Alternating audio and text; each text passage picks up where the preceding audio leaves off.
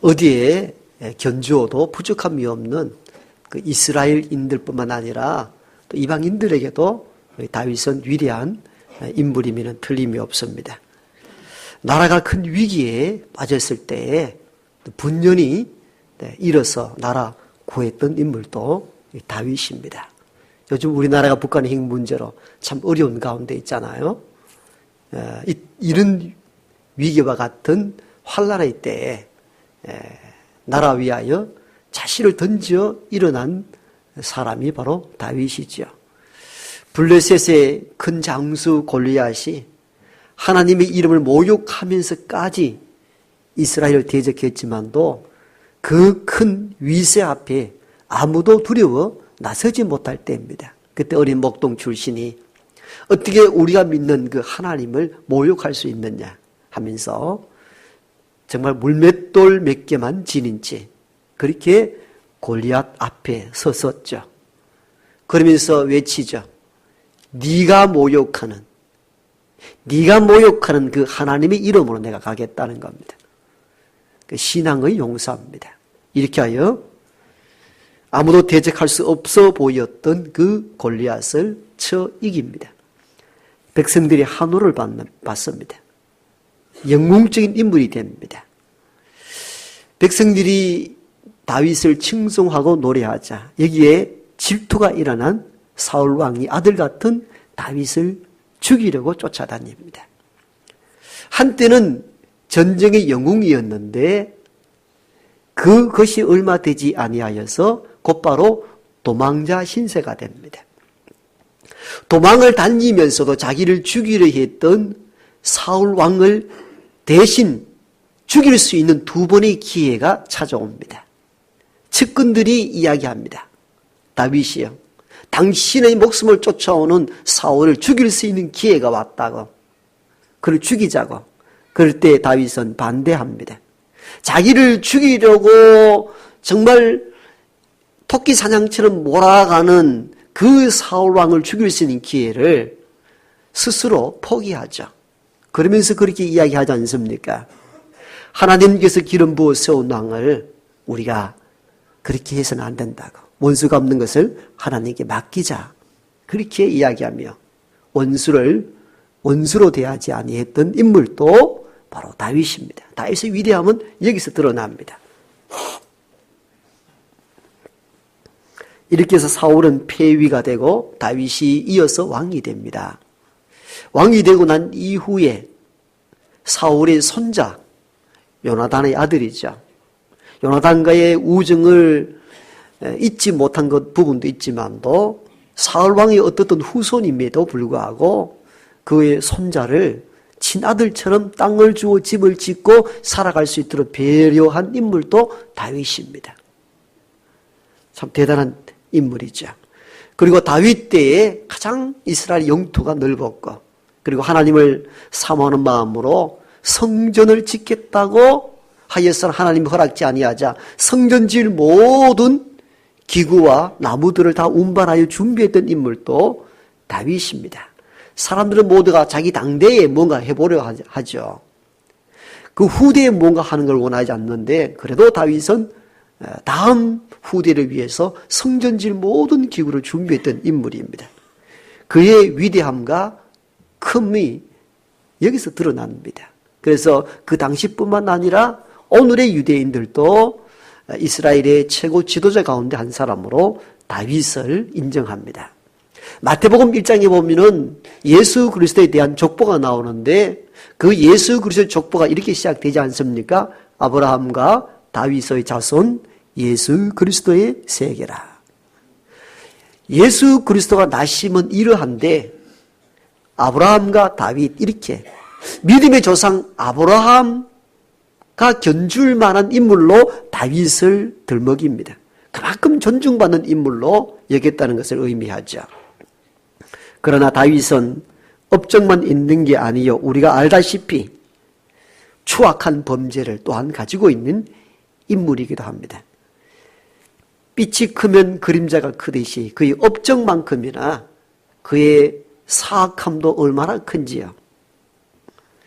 다윗은 왕이 된 이후에 신하의 아내를 빼앗는 엄청난 잘못을 저지릅니다. 물론 사람은 살아가면서 한두 번 실수하고 허물을 보일 수도 있습니다. 그러나 다윗의 범죄는 단순한 실수나 허물로 볼 수 없고 치밀한 사악함을 드러냈기 때문입니다. 단지 그 어떤 여인을 빼앗아 왔다는 것에만 그치지 아니하고 그 과정을 보면은 얼마나 사악한지, 사람이 어떻게 이렇게 바뀔 수 있는가 싶을 정도의 사악함을 보이게 됩니다. 그 과정을 좀 추적해 보면은 그의 업적만큼이나 그의 악함이 얼마나 크고 뼈저리게 우리에게 와닿는지 모릅니다.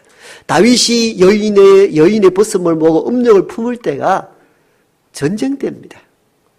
전쟁이 한창 진행 중에 있을 때입니다. 그러므로 나라가 위기에 놓여 있었고 온 군사들은 전쟁터에 나가서 밤새 왕과 나라 지키기 위하여 부릅뜬 눈으로 밤을 새웠던 순간입니다. 그러한 찰나에 왕은 나라를 지키고 백성을 보호해야 될 그런 시간에 나태와 타락에 빠졌습니다. 이 하나만으로도 그는 백성들에게 엄청난 죄를 지었다 볼 수가 있습니다. 이렇게 하여 여인 바세바를 임신시킵니다. 사람이 사람의 도리를 하려면 책임을 져야죠. 이 책임을 지지 않기 위하여서 임신시킨 사실을 감추기 위한 이런 의도로 그 바세바의 남편, 지금 전쟁 중에서 왕의 어명을 받고 전쟁을 수행하고 있는 이 남편을 특별 휴가를 주어서 집으로 돌려보내도록 합니다. 왜? 임신시킨 것을 책임지지 아니하고 남편의 아이로 속이기 위한 작전으로 그렇게 시도를 했습니다. 그런데 이 남편이 왕의 어명을 듣질 않습니다. 왕이여, 온 나라가 위기에 빠져 있고 온 군사가 전쟁의 대치 중에 밤을 새우고 있는데 어찌 나 혼자 집에 가서 침실에서 아내와 함께 잠을 잘 수 있겠는다는 것입니다. 거절을 합니다. 다윗의 어떤 이 위선이 폭로가 되는 순간입니다.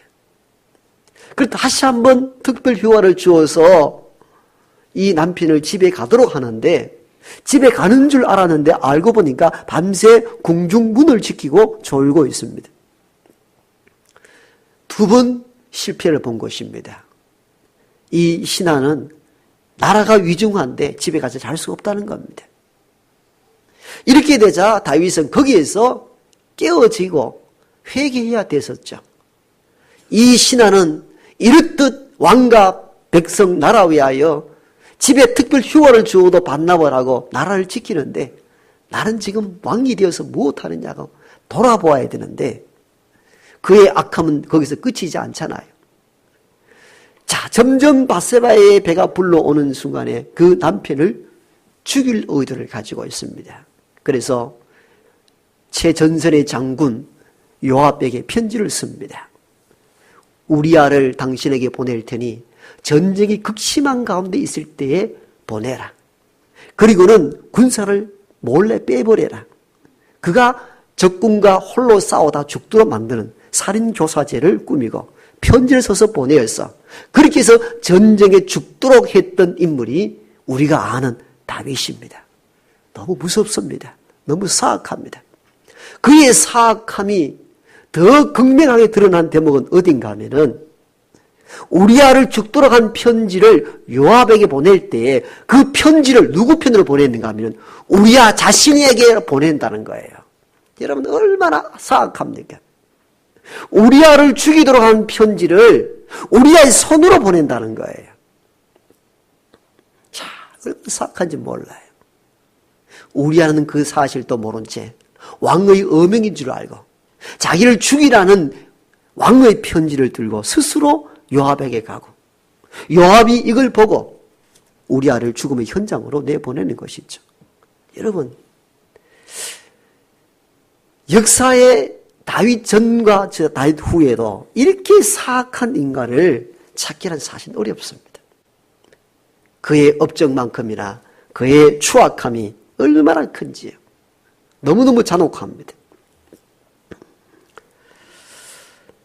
우리는 다윗을 위대한 인물, 아브라함과 다윗의 자손 예수 그리스도의 세계를 할 정도로 믿음의 조상으로 일컫는데 그의 뒷면은 참 깊고 어두운 사악한 면이 존재하고 있습니다. 그러면서 우리는 이런 질문이 들죠. 위대한 지도자의 업적으로만 남겨둘 것이지 왜 그 사악한 면들을 하나하나 다 들춰내는 의도가 무엇입니까?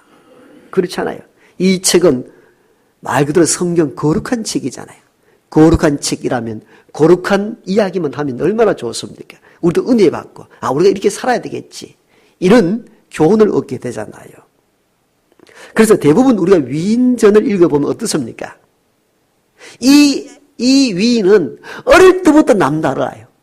어릴 때부터 특별했고, 어릴 때부터 천자문 다 뗐고, 걷기부터 하기 전에 글 다 읽었다 하고, 팔 움직일 때부터 하루를 섰는데 양동이를 다 맞췄다 하고, 이런 이야기를 다 하잖아요. 이게 위인전입니다. 그가 잘못된 건 하나도 없습니다. 위인전 읽어보면. 이런 특별한 인물이 주로 우리나라에는 이성계, 고려를 뒤엎고 이시조선을 써. 그러니까 백성들은 마음이 이성계에게를 향하지 아니하니까 그때 노래를 지어서 이성계가 얼마나 위대한 인물인가를 노래에 불렀던 것이 용비어천가죠. 용비어천가예요. 다 좋은 이야기만 하는 거죠. 이게 일반 역사에 나오는 위대한 인물이 갖는 특성입니다.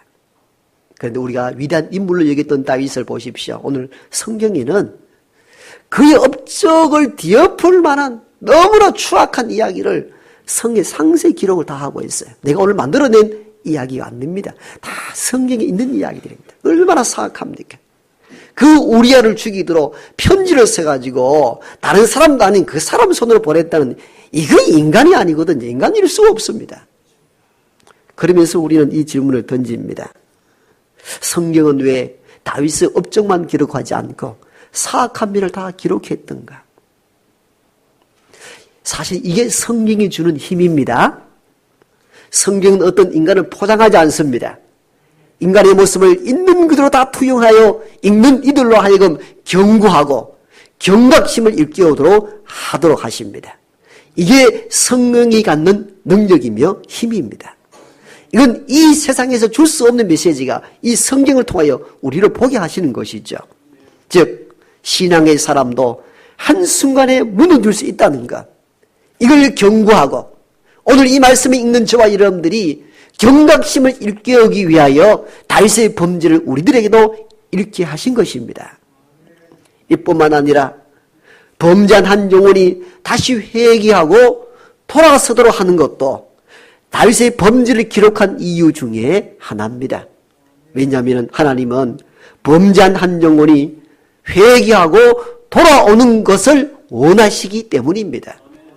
선지서를 읽어보면요, 하나님은 악인이 멸망하는 것을 원하는 것이 아니요 그가 돌이켜 돌아오는 것을 내가 원하노라. 이것이 하나님의 본심이다 하셨습니다. 그래서 다윗의 위대한 업적도 많이 있습니다마는 업적 말고 업적을 뒤엎을 만한 많은 범죄의 사건을 세세하게 기록한 의도는 바로 이것이지요. 범죄한 한 영혼이 회개하여 돌아오도록 하는 것, 이것을 우리에게 보여주기 위하여 다윗의 범죄를 세세하게 기록한 것입니다. 하나님은 한 죄인이 회개하고 돌아오는 것을 가장 기뻐하십니다. 그래서 이 엄청난 범죄를 저지른 다윗을 바로 심판하지 아니하고 선지자 나단을 다윗에게 보내잖아요. 왜 보냈겠어요? 책망하고 죄를 드러나게 하여서 회개하고 돌아오도록 하기 위하여 선지자 나단을 보낸 것입니다. 선지자 나단이 하나님의 어명을 받고 범죄한 나단에게 가서 한 책망의 이야기가 오늘 읽은 본문입니다. 오늘 본문의 내용을 우리가 보다 깊게 이해하기 위하여 다윗의 생생한 이야기들을 먼저 들었던 것입니다.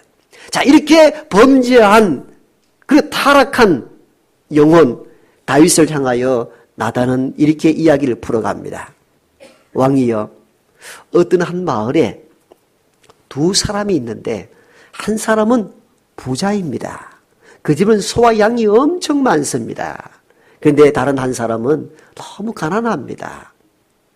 가난하여서 암양 새끼 한 마리를 사서 억지로 키우는데 얼마나 아끼는지 자기들이 먹는 것을 함께 먹고 마시는 것도 함께 마시고 함께 잠도 자고 오늘 본문에 보니까 딸처럼 여긴다.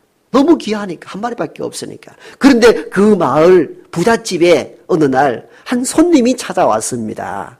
그런데 그 손님에게 뭔가 대접해야 되는데 그 부자는 자기 집에 있는 많은 소와 양을 아껴두고 한 마리밖에 없어 딸처럼 여기는 그 가난한 집의 새끼 양을 잡아서 대접했습니다. 그 이야기만 딱 했는데 다윗이 뭐라고? 이 나쁜 놈의 새끼 이래 나온 거죠. 그러면 죽일 놈이다 이렇게 이야기합니다. 지가 죽일 놈인데 그는 죽이에 마땅하다 이렇게 이야기합니다. 그러면서 그 암양 새끼를 4배나 갚아야 될 것이다. 그럴 때 다윗이 바로 당신입니다. 그렇게 직설적으로 나중에 이야기를 하죠. 나단 선지자가 다윗 앞에 가서 빙 둘러서 소와 양의 이야기를 한 의도가 무엇이겠습니까? 내가 선지자 나단으로 와서 다윗 왕이 말씀하는데 어떻게 그럴 수 있습니까? 라고 바로 직설적으로 말씀하지 않고 소와 양의 이야기를 함으로 빙 둘러서 한 의도가 무엇이겠습니까? 물론 우리는 이 사건을 다 알죠. 사람은 자기가 죄를 짓고 누군가 직언을 하면은 화부터 냅니다. 들으려 하지 않습니다.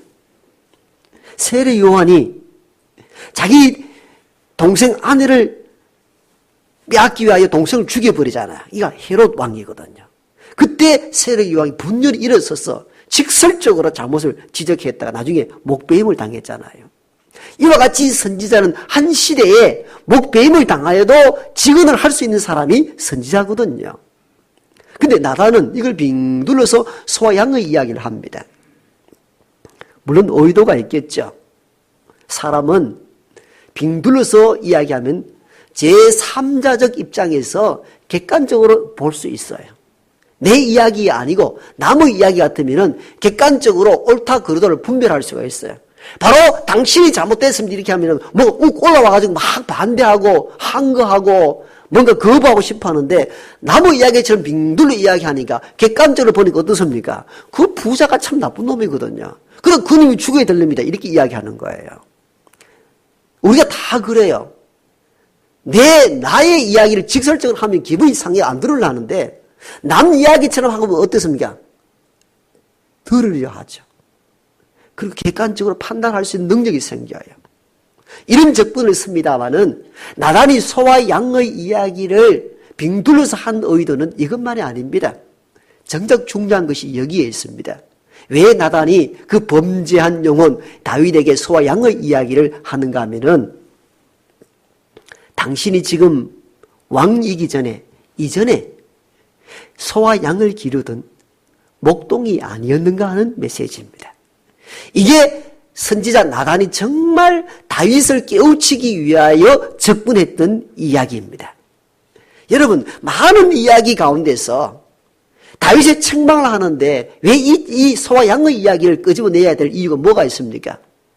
다른 이야기를 슬쩍 하면서 어떤 사람이 그랬는데 그 신의 아내를 빼앗았다든가 이렇게 이야기가 오히려 금방 이해될 수 있는데 소와 양의 이야기한 의도가 무엇이겠습니까? 다윗은 왕이기 전에 그는 일생 소와 양을 양육했던 목동이었습니다. 소와 양에 대한 이야기를 들으면은 자기 자신의 옛날을 기억했을 것입니다. 내가 소와 양을 그렇게 아꼈지. 그렇게 보호했지. 그러므로 말미암아 내가 지금 왕으로 있지만도 이전에는 목동으로서 소와 양을 보호하고 소와 양을 살아온 맹수로부터 내가 생명을 위하여 지켰던 내가 목동이 아니었던가. 이걸 회상하고 과거의 자리로 돌아가서 자기를 돌아보도록 하는 장치로서 나단은 소와 양의 이야기를 끄집어낸 것입니다. 여러분, 사람은 자기가 살아왔던 과정에 대한 이야기를 하면 귀가 솔깃해지고 이해가 빠릅니다. 여러분, 어부인 베드로를 주님이 제자 삼을 때 어떻게 불렀습니까? 네가 내 제자 되라 그렇게 부르지 않았습니다. 너는 나를 따라오너라. 내가 너로 사람 낚는 어부가 되게 하리라. 사람 낚는 어부. 여러분, 그때 배와 그물을 버려도 주를 따르거든요. 왜? 주님은 자기가 선택한 이들이 지금 누군가 하면 고기 잡는 어부입니다. 어부는 어부의 용어를 써야 가장 잘 이해가 될 수가 있는 거죠. 뭐 이상한 논리로 나를 따라오라 했으면 아마 이해가 안 됐을 건데, 이제 그냥 물고기 낚는 어부가 아니라 사람 낚는 어부가 되라. 이건 메시지가 통하거든요. 왜? 자기 어부니까. 바로 이런 방식으로 나단은 다윗을 책망하는데 적분에 들어가는 거예요. 소와 양의 이야기를 함으로 말미암아 다윗이여, 당신이 왕이기 이전에 소와 양을 돌보았던 목동이 아니었던가. 그런데 그 옛날 그 자리, 그 중심을 잃어버리고 어찌하여 권세에 있는 힘으로 백성들, 양 같은 백성들을 이제는 휘어잡고 못 살게 구느냐는 것입니다. 당신은 이전에 왕이기 전에 목동으로서 양들을 돌보고 서로 보호하였던 목동의 순수함을 잊어버렸느냐? 어찌하여 양 같은 백성들이 이제 잡아먹는 일들에 당신의 힘을 쓰느냐는 것입니다. 이게 나단 선지자가 소와 양의 이야기를 통하여 다윗에게 주고자 했던 메시지의 핵심이었던 것입니다. 즉, 사람은 과거 자기 자리를 잊어버리면 나태하고 교만해지며 타락해질 위험이 굉장히 큽니다. 굉장히 큽니다. 다윗은 그 옛날 순수하게 양을 보호하고 지켰던 목동의 자리를 잊어버린 겁니다. 목동 때에 밤새 양을 지켰는데 지금은 왕이 되어 어린 양 같은 백성들을 집어삼키는 폭력자가 되고 만 것입니다. 여러분, 목동의 자리에서 왕의 자리로 신분이 바뀌다 보니까 그 옛 자리를 잊어버리게 된 거예요. 사람은 지나온 자리를 잊으면 나태해지고 교만해져서 타락에 이르기가 쉽습니다.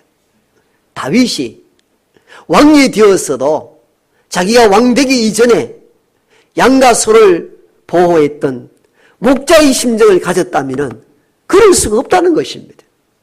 그래서 다윗, 이 나단선이 그 이야기를 하는 거예요. 소와 양의 이 이야기를 통하여서 당신이 목동의 자리에 있었지 않았느냐는 거예요.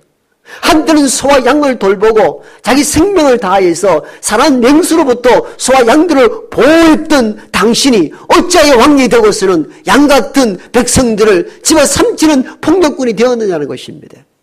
왜 옛날 그 자리를 잊어가느냐?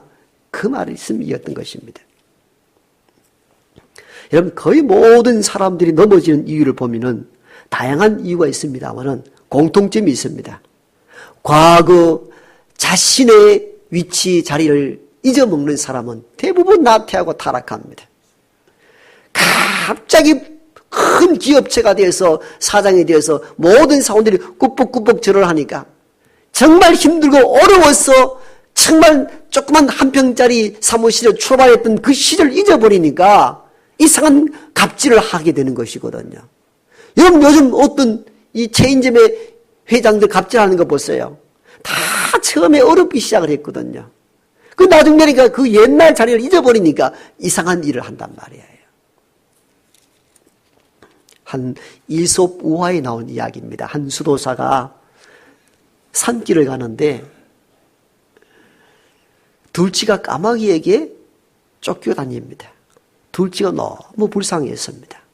까마귀를 날려보내고 들쥐를 편안하게 놔두는데 그래도 바들바들 떨고 있어요. 보니까 고양이를 무서워해서 바들바들 떠는 거예요.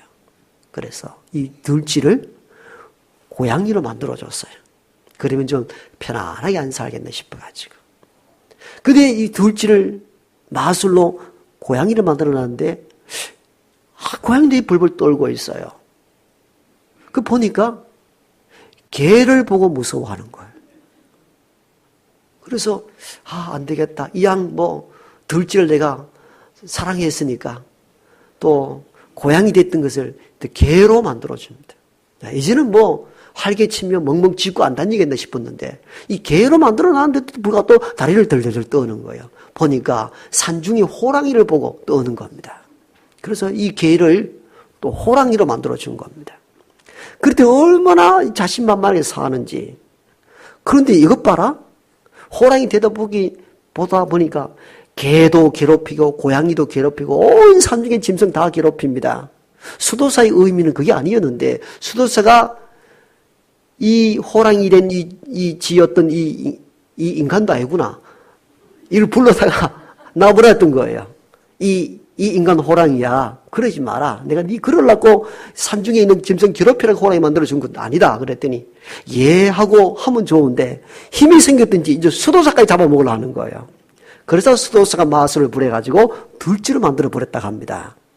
이습 우화에 나온 이야기인데 여러분 이건 우리를 이야기하는 거예요.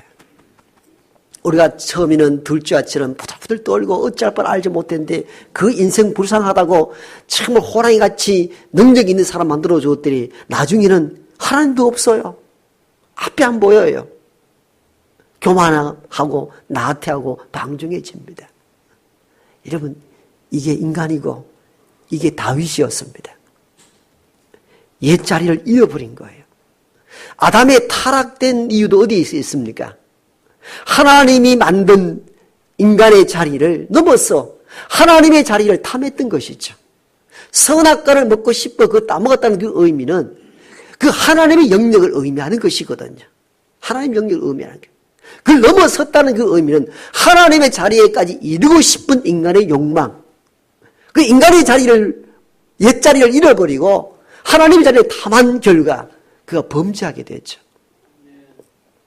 여러분, 참 목사로서 미안하고 부끄러운 일들입니다만은 요즘 참 뉴스거리가 되고 교계에 문제거리가 되는 그 일단의 큰 교회 출신 목회자를 가끔 보면은 윤리적 그다음 여러 문제로 논란이 되는 경우가 많이 있는데 그 사람들 처음엔 다 순수했어요.